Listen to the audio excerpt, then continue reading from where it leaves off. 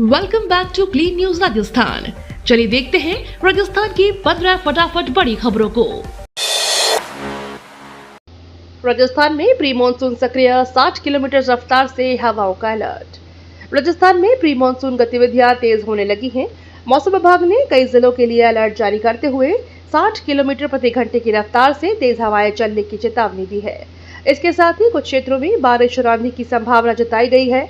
मौसम में बदलाव के चलते लोगों को सतर्क रहने और सुरक्षित स्थानों पर रहने की सलाह दी गई है। प्रशासन को भी संभावित मौसम जनित परिस्थितियों से निपटने के लिए आवश्यक तैयारियां रखने के निर्देश दिए गए हैं। सीएम अजय लाल ने बढ़ाई पेंशन, आपातकाल सेनानियों को बस यात्रा फ्री। राजस्थान में मुख्यमंत्री भजनलाल शर्मा ने आपातकाल के दौरान जेल गए लोकतंत्र सेनानियों की पेंशन बढ़ाकर 25,000 रुपए करने की घोषणा की है। इसके साथ ही उन्हें राज्य परिवहन निगम की बसों में निःशुल्क यात्रा की सुविधा भी दी जाएगी। भाजपा प्रदेश अध्यक्ष मदन राठौर ने आपातकाल के दौर को याद करते हुए अपने अनुभव साझा किए और इसे लोकतंत्र का काला अध्याय बताया। उन्होंने कहा कि लोकतंत्र की रक्षा के लिए संघर्ष करने वालों का सम्मान सरकार की प्राथमिकता है। ओम बिरला ने किया अभियोजन भवन का उद्घाटन, न्यायिक व्यवस्था होगी आधुनिक। ओम बिरला ने सवाई माधोपुर में नए अभियोजन भवन का उद्घाटन किया। इस अवसर पर उन्होंने कहा कि आधुनिक सुविधाओं से लैस यह भवन न्यायिक प्रक्रिया को अधिक प्रभावी और व्यवस्थित बनाएगा। भवन में अभियोजन अधिकारियों और कर्मचारियों के लिए बेहतर कार्य वातावरण उपलब्ध होगा। इससे मामलों में संचालन और समन्वय में भी सुधार होगा। जिला न्यायिक व्यवस्था को मजबूत करने की दिशा में इसे महत्वपूर्ण कदम माना जा रहा है। राजस्थान में फार्मर आईडी से होगा उर्वरक वितरण, 2 जिलों में पायलट शुरू। राजस्थान में उर्वरक वितरण व्यवस्था को पारदर्शी और सुगम बनाने के लिए फार्मर आईडी आधारित नई प्रणाली शुरू की गई है। इसकी शुरुआत पायलट प्रोजेक्ट के रूप में सिरोही और राजसमंद जिलों से की गई है। अब किसानों को खाद प्राप्त करने के लिए फार्मर आईडी का उपयोग करना होगा। किसान घर बैठे या ई मित्र केंद्र के माध्यम से ऑनलाइन टोकन बुक कर सकेंगे। सरकार का कहना है कि इस व्यवस्था से वास्तविक किसानों तक समय पर उर्वरक पहुंच सकेगा और कालाबाजारी पर रोक लगेगी। पायलट की सफलता के बाद इसे पूरे राजस्थान में लागू किया जा सकता है। दिया कुमारी सख्त, बजट कार्यों में देरी पर अधिकारियों को चेताया। राजस्थान के उप मुख्यमंत्री दिया कुमारी ने बजट घोषणाओं की प्रगति समीक्षा करते हुए अधिकारियों को स्पष्ट निर्देश दिए हैं। उन्होंने भूमि आवंटन और वन एनओसी से जुड़े लंबित प्रकरणों की शीघ्र निस्तारण सुनिश्चित करने को कहा। दिया कुमारी ने कहा कि बजट घोषणाओं का समयबद्ध क्रियान्वयन सरकार की प्राथमिकता है और किसी भी स्तर पर अनावश्यक देरी स्वीकार नहीं की जाएगी। उन्होंने विभागीय अधिकारियों को समन्वय के साथ कार्य करते हुए विकास परियोजनाओं में आ रही बाधाओं को जल्द दूर करने के निर्देश दिए। 10 साल में 20,000 बेटियां आत्मनिर्भर, टीम बाड़मेर की अनूठी पहल। बाड़मेर में टीम बाड़मेर की पहल थार की बेटियों के लिए बदलाव की मिसाल बन रही है। पिछले 10 वर्षों में 20,000 से अधिक युवतियां और महिलाओं को कौशल प्रशिक्षण देकर आत्मनिर्भर बनाया गया है। सिलाई, कढ़ाई, हस्तशिल्प और अन्य रोजगार परक प्रशिक्षण के जरिए महिलाओं को आर्थिक रूप से सशक्त किया जा रहा है। इस अभियान का उद्देश्य ग्रामीण बेटियों को हुनर के पंख देकर उन्हें रोजगार और स्वरोजगार से जोड़ना है। स्थानीय स्तर पर इस पहल को व्यापक सराहना मिल रही है। पांचना बांध आंदोलन खत्म, मंत्री बेढ़म के आश्वासन पर माने ग्रामीण। पांचना बांध से जुड़ी मांगों को लेकर 15 मई से चल रहा धरना आखिरकार समाप्त हो गया। जिला प्रभारी मंत्री जवाहर सिंह बेढ़म के आश्वासन के बाद आंदोलनकारियों ने धरना खत्म करने की घोषणा की। प्रदर्शनकारी अपनी विभिन्न मांगों को लेकर लंबे समय से आंदोलनरत थे। मंत्री ने प्रतिनिधिमंडल से चर्चा कर समस्याओं के समाधान का भरोसा दिलाया। इसके बाद आंदोलनकारियों ने सकारात्मक रुख अपनाते हुए धरना समाप्त कर दिया। क्षेत्र में अब सामान्य स्थिति लौटने की उम्मीद जताई जा रही है। शादी समारोह के लिए सिलेंडर मिलना आसान, सरकार ने हटाई पाबंदी। शादी, ब्याह और अन्य सामाजिक आयोजनों के लिए अब एलपीजी सिलेंडर आसानी से उपलब्ध हो सकेंगे। सरकार ने सिलेंडर वितरण से जुड़ी पाबंदियां हटाने का फैसला किया है। इस निर्णय से होटल, रेस्टोरेंट और कैटरिंग व्यवसाय से जुड़े लोगों को भी बड़ी राहत मिलेगी। लंबे समय से इस संबंध में मांग उठाई जा रही थी। नई व्यवस्था लागू होने के बाद आयोजनों के दौरान गैस सिलेंडर की उपलब्धता सुनिश्चित होगी और उपभोक्ताओं को परेशानी का सामना नहीं करना पड़ेगा। पीटीईटी 2026 में कार्तिक और जयप्रकाश बने टॉपर, 10 दिन में परिणाम। पीटीईटी 2026 परीक्षा का परिणाम निर्धारित समय से पहले केवल 10 दिनों में जारी कर दिया गया। परीक्षा में भरतपुर के कार्तिक और चुरू के जयप्रकाश ने उत्कृष्ट प्रदर्शन करते हुए टॉपर का स्थान हासिल किया। परिणाम घोषित होने के साथ ही अभ्यर्थियों में उत्साह का माहौल है। परीक्षा आयोजन से लेकर मूल्यांकन प्रक्रिया तक रिकॉर्ड समय में कार्य पूरा किया गया। अब सफल अभ्यर्थी आगामी काउंसलिंग और प्रवेश प्रक्रिया में भाग ले सकेंगे। यात्री दबाव बढ़ा, 27 जून को चलेगी जैसलमेर और हावड़ा स्पेशल ट्रेन। गर्मियों की छुट्टियों के दौरान बढ़ती यात्री संख्या को देखते हुए रेलवे ने यात्रियों को राहत दी है। अतिरिक्त भीड़ को संभालने के लिए जैसलमेर और हावड़ा के बीच स्पेशल ट्रेन संचालित करने का निर्णय लिया गया है। यह ट्रेन 27 जून को विशेष सेवा के रूप में चलेगी। रेलवे का कहना है कि इससे लंबी दूरी के यात्रियों को सुविधा मिलेगी और नियमित ट्रेनों पर दबाव कम होगा। यात्रियों से समय रहते आरक्षण कराने की अपील की गई है।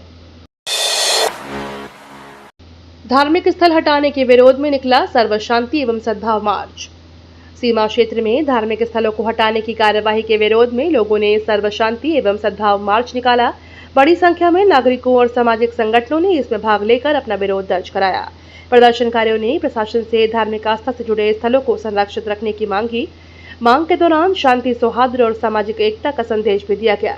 प्रतिनिधियों ने प्रशासन को ज्ञापन सौंपकर मामले में संवेदनशीलता के साथ निर्णय लेने की अपील की। सिरोही से आबू रोड की दूरी 45 किलोमीटर घटेगी, जल्द बनेगी नई सड़क। सिरोही और आबू रोड के बीच आवागमन को सुगम बनाने के लिए नई सड़क परियोजना पर काम तेज हो गया है। प्रस्तावित सड़क बनने से दोनों स्थानों के बीच की दूरी करीब 45 किलोमीटर कम हो जाएगी। परियोजना के तहत निर्माण कार्य शुरू करने से पहले संबंधित फर्म ने क्षेत्र का निरीक्षण किया है। सड़क बनने से स्थानीय लोगों और व्यापारियों और पर्यटकों को बड़ा लाभ मिलेगा। साथ ही यात्रा का समय भी कम होगा और क्षेत्र के विकास को नई गति मिलेगी। अलवर में विकास कार्यों पर QR कोड स्कैन करते ही मिलेगी जानकारी। अलवर में विकास कार्यों की निगरानी और पारदर्शिता बढ़ाने के लिए नई पहल शुरू की गई है। अब विभिन्न विकास परियोजनाओं और QR कोड लगाए जाएंगे। नागरिक QR कोड स्कैन कर कार्य की लागत, एजेंसी प्रगति और समय सीमा सहित पूरी जानकारी प्राप्त कर सकेंगे। प्रशासन का मानना है कि इस व्यवस्था से जनभागीदारी बढ़ेगी और विकास कार्यों की निगरानी अधिक प्रभावी होगी। यह कदम पारदर्शी प्रशासन की दिशा में महत्वपूर्ण माना जा रहा है। दौसा विधायक ने उठाई EWS आरक्षण की मांग, जीत का दिया हवाला। देवेंद्र झाझड़िया ने आर्थिक रूप से कमजोर वर्ग यानी EWS के लिए आरक्षण संबंधी मांग को जोरदार तरीके से उठाया है। उन्होंने कहा कि उपचुनाव में इस वर्ग के लगभग 70% वोटों का समर्थन उन्हें मिला, इसलिए उनकी समस्याओं और मांगों को सरकार के सामने रखना उनका दायित्व है। विधायक ने EWS वर्ग को अधिक अवसर और सुविधाएं देने की आवश्यकता पर बल दिया तथा इस मुद्दे पर सकारात्मक निर्णय की उम्मीद जताई। अलवर के 1660 बुजुर्ग करेंगे मुफ्त तीर्थ यात्रा, लॉटरी प्रक्रिया पूरी। राजस्थान सरकार की वरिष्ठ नागरिक तीर्थ यात्रा योजना के तहत अलवर जिले के 1660 बुजुर्गों का चयन लॉटरी के माध्यम से किया गया है। चयनित वरिष्ठ नागरिक विभिन्न धार्मिक स्थलों की निःशुल्क यात्रा कर सकेंगे। लॉटरी प्रक्रिया पारदर्शी तरीके से पूरी की गई। योजना का उद्देश्य बुजुर्गों को आध्यात्मिक और धार्मिक स्थलों के दर्शन का अवसर प्रदान करना है। चयनित यात्रियों की जल्द ही यात्रा कार्यक्रम और अन्य आवश्यक जानकारी उपलब्ध कराई जाएगी। हाईवे पर बनेंगे सुविधा केंद्र, पेट्रोल से शॉपिंग तक मिलेगी सुविधा। राजस्थान के राष्ट्रीय राजमार्गों पर यात्रियों की सुविधा के लिए आधुनिक वे साइड एमिनिटी सेंटर विकसित किए जाएंगे। इन केंद्रों में पेट्रोल पंप, वाहन रिपेयरिंग, रेस्टोरेंट, शॉपिंग, पार्किंग और अन्य जरूरी सुविधाएं एक ही स्थान पर उपलब्ध होंगी। जानकारों के अनुसार ऐसे सेंटर 40 से 60 किलोमीटर की दूरी पर विकसित किए जाएंगे। इससे यात्रियों को बेहतर सुविधाएं मिलेंगी और लंबी दूरी की यात्रा अधिक सुरक्षित एवं सुविधाजनक बनेगी। RGHS में फर्जी बिलिंग रोकने नई गाइडलाइन, नियमों में बड़े बदलाव। राजस्थान सरकार ने RGHS में फर्जी बिलिंग और अनियमितताओं पर रोक लगाने के लिए नई गाइडलाइन जारी की है। नई व्यवस्था के तहत अस्पतालों और लाभार्थियों की निगरानी को और सख्त बनाया जाएगा। उपचार, बिल सत्यापन और भुगतान प्रक्रिया में कई महत्वपूर्ण बदलाव किए गए हैं। सरकार का कहना है कि इन कदमों से पारदर्शिता बढ़ेगी और योजना का लाभ वास्तविक पात्रों तक पहुंचेगा। नियमों के उल्लंघन पर संबंधित संस्थानों के खिलाफ कड़ी कार्रवाई भी की जाएगी। राष्ट्रीय सहकारिता सम्मेलन में राजस्थान मॉडल की उपलब्धियों को मिली सराहना। श्रीनगर में आयोजित राष्ट्रीय सहकारिता सम्मेलन में राजस्थान की सहकारिता क्षेत्र की उपलब्धियों को विशेष सराहना मिली। सम्मेलन में राज्य द्वारा सहकारी संस्थाओं को मजबूत बनाने, किसानों को लाभ पहुंचाने और डिजिटल व्यवस्थाओं को बढ़ावा देने के प्रयासों की चर्चा की गई। विभिन्न राज्यों के प्रतिनिधियों ने राजस्थान के नवाचारों और योजनाओं की प्रशंसा की। अधिकारियों ने इसे सहकारिता क्षेत्र में राज्य की बढ़ती पहचान और प्रभाव का प्रमाण बताया। पीएचईडी मंत्री कन्हैयालाल चौधरी ने ग्रामीण सेवा शिविर का लिया जायजा। राजस्थान के पीएचईडी मंत्री कन्हैयालाल चौधरी ने टोंक जिले में आयोजित ग्रामीण सेवा शिविर का अवलोकन किया। इस दौरान उन्होंने विभिन्न विभागों द्वारा दी जा रही सेवाओं की जानकारी ली और आमजन से सीधा संवाद किया। मंत्री ने अधिकारियों को जन समस्याओं का तुरंत समाधान सुनिश्चित करने के निर्देश दिए। उन्होंने कहा कि सरकार की योजनाओं का लाभ अंतिम व्यक्ति तक पहुंचाना प्राथमिकता है। शिविर में बड़ी संख्या में ग्रामीणों ने अपनी समस्याएं और सुझाव रखे। एसएमएस अस्पताल में दुर्लभ सर्जरी, 7 ट्रैकियल छल्ले हटाकर बचाई जान। जयपुर के एसएमएस अस्पताल में डॉक्टरों ने एक दुर्लभ और जटिल सर्जरी कर 29 वर्षीय युवती को नई जिंदगी दी है। चिकित्सकों ने युवती की श्वास नली से जुड़े 7 ट्रैकियल छल्लों को सफलतापूर्वक हटाया। यह ऑपरेशन अत्यंत चुनौतीपूर्ण माना जाता है क्योंकि इसमें सांस लेने की प्रक्रिया प्रभावित होने का खतरा रहता है। विशेषज्ञ डॉक्टरों की टीम ने कई घंटों की सर्जरी के बाद ऑपरेशन सफलतापूर्वक पूरा किया। अस्पताल प्रशासन ने इसे चिकित्सा क्षेत्र की बड़ी उपलब्धि बताया है। मॉनसून से पहले एसडीआरएफ अलर्ट, 35 जिलों में 70 रेस्क्यू टीमें रवाना। राजस्थान में मॉनसून के मद्देनजर आपदा प्रबंधन की तैयारियां तेज कर दी गई है। एसडीआरएफ की 70 रेस्क्यू टीमों को राज्य के 35 जिलों में तैनात किया गया है। कमांडेंट राजेश सिसोदिया ने टीमों को हरी झंडी दिखाकर रवाना किया।